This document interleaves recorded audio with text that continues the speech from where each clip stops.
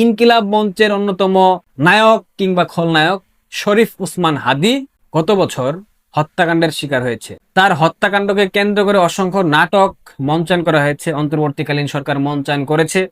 মৃত হাদীকে সিঙ্গাপুরে পাঠানো হয়েছিল চিকিৎসার জন্য, এরপর সেখান থেকে লাশ বাংলাদেশে বয়ে নিয়ে আসা হয়।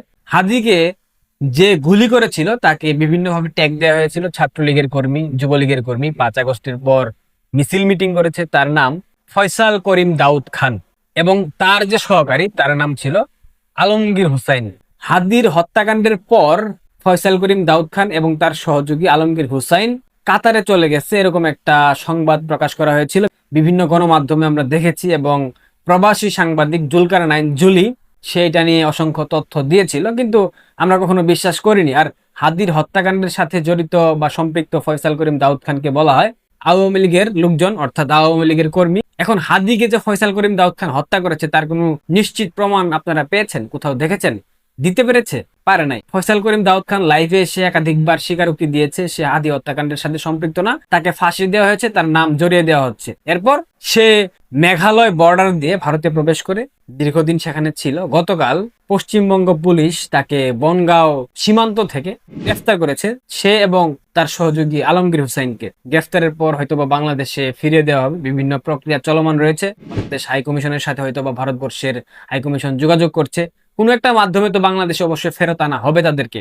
আমার একটা প্রশ্ন, যারা, যে গোষ্ঠী, যে ইনকিলাব মঞ্চ হাদীর হত্যাকাণ্ডের বিচার চেয়ে বাংলাদেশের প্রত্যেকটা সেক্টর একদম উত্তপ্ত করে ফেলেছিল, হাদী হত্যার বিচার চেয়ে বাংলাদেশের প্রধান প্রধান রাস্তাঘাটগুলা বন্ধ করে দিয়েছিল, ভাঙচুর করেছে, প্রথম আলো, ডেইলি স্টারের মতো পত্রিকায় অগ্নিকাণ্ড ঘটিয়েছে, সেই ইনকিলাব মঞ্চের ব্যানারে যে শীর্ষ কয়েকজন আছে, একটা মেয়ে ঝুমা, আরেকটা আছে আব্দুল্লাহ আল জাবের, এই দুইটা, তাদেরকে আমরা দেখতে পাচ্ছি না। শরীফ উসমান হাদী হত্যাকাণ্ডের বিচার হবে এখন, হত্যাকারীদেরকে গ্রেফতার করা হয়েছে, সেই তাদের প্রতিপক্ষ কিংবা বিরোধী শক্তি যাদেরকে তারা অভিহিত করে ভারতবর্ষে গ্রেফতার হয়েছে, ভারত থেকে এখন ফেরত দেওয়া হবে, কিন্তু তাদের মধ্যে কোনো উৎসাহ উদ্দীপনা আমি খুঁজে পাইনি। গতকাল থেকে এখন পর্যন্ত অসংখ্য স্ট্যাটাস তাদের আমি দেখলাম, সেখানে শরীফ উসমান হাদীর হত্যাকাণ্ডের বিচার চেয়ে কোনো ধরনের জোর দিয়ে আমি কোনো স্ট্যাটাস দেখলাম না। এবং হাদী হত্যাকারী গ্রেফতার হবার পরেই ঝুমা তার ফেসবুক যে প্রোফাইল সেটা ডিঅ্যাক্টিভেট করে দিয়েছে। এটা কিসের লক্ষণ? এদিকে বিএনপির বুদ্ধিজীবী মহিউদ্দিন মোহাম্মদ একটা স্ট্যাটাস দিয়েছে, এটা আপনাদের দেখা উচিত। ব্রেকিং, হাদী হত্যা মামলার প্রধান আসামি ফয়সাল ভারতীয় পুলিশের কাছে। ডাকসুর এ, ইনকিলাব মঞ্চের বি এবং আরো 8 জনের বিরুদ্ধে স্বীকারোক্তি দিয়েছে ফয়সাল করিম দাউদ খান এবং তার সহযোগী আলমগীর হুসাইন। ডাকসুর এ, এটা কাকে বুঝিয়েছে জানেন? আব্দুল্লাহ আল জাবের, যে কিনা হাদীর অবর্তমানে ইনকিলাব মঞ্চের প্রধান। লুটপাট, ধান্দাবাজি, চাঁদাবাজি সবকিছু সে নিজে এককভাবে নিয়ন্ত্রণ করতেছে। ইনকিলাব মঞ্চের বি, এটা কাকে বুঝিয়েছে আমি নিজেও বুঝতে পারছি না, আপনারা যদি কেউ জেনে থাকেন আমাকে জানাবেন। এবং আরো যে 8 জন, এদের মধ্যে নিঃসন্দেহে 2টা ব্যক্তি থাকবে, একটা হচ্ছে সাদেক কায়েম। প্রথম দিকে বলা হলো মির্জা আব্বাস হাদী হত্যাকাণ্ডের সাথে সম্পৃক্ত, কিন্তু এই হত্যাকাণ্ড সম্পূর্ণরূপে জামাতের প্ররোচনায় হয়েছে, জামাতের চাওয়াতে হয়েছে, যার কারণে জামাতিদের পক্ষ থেকে কোনো প্রকার প্রতিরোধ আমরা দেখতে পাচ্ছি না।